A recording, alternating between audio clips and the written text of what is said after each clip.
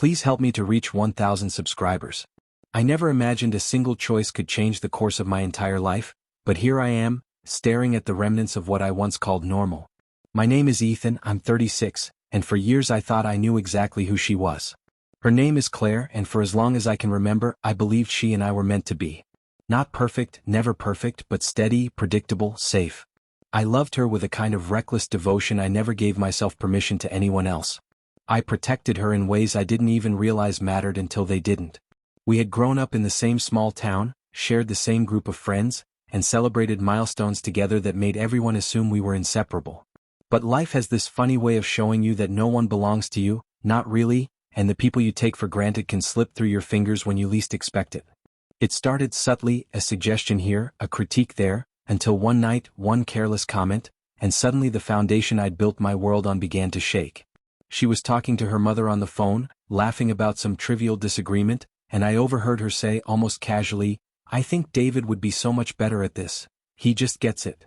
Just like that, her words lodged in my chest like a dart I couldn't remove. David. The man her family adored, the one who checked every box they thought I never could. I tried to brush it off, convince myself it was meaningless, but that night as I lay awake listening to the sound of her soft breathing beside me, I realized the truth. I was no longer enough. Over the next few weeks, the signs became impossible to ignore.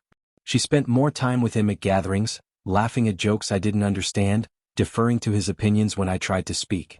I thought I could win her back with patience, with kindness, with proof that I was still the man she had chosen once upon a time. But it wasn't just about me, it was about them too. Her family had decided he was the one, and their approval was like a weight pressing down on her heart, shaping her decisions and ultimately breaking ours. The night she finally told me she was leaving, I remember everything with painful clarity. It was quiet, unnervingly calm. She didn't yell, didn't cry, didn't even glance at me with the warmth I remembered. "Ethan," she said, voice steady, "I'm choosing David. I'm sorry, but I can't fight this anymore. It's too late for us."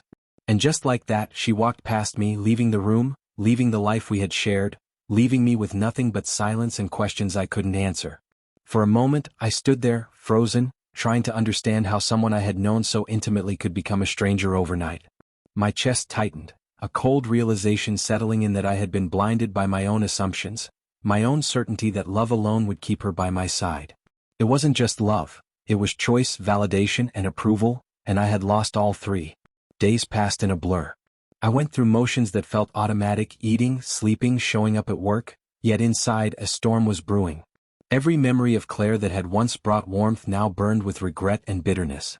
I replayed conversations, searching for signs I'd missed, analyzing every laugh, every glance, every compromise.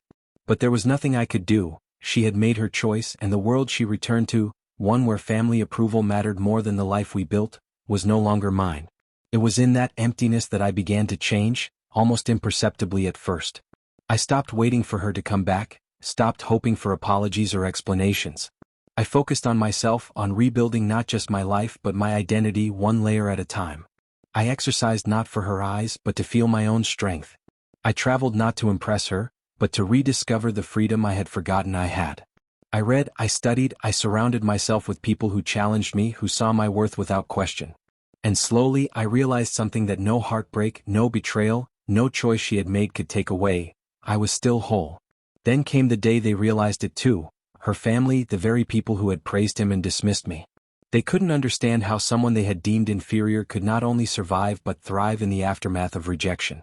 Invitations stopped coming, subtle remarks turned to awkward glances, and suddenly the judgment they had once wielded as power became a mirror reflecting their own short-sightedness.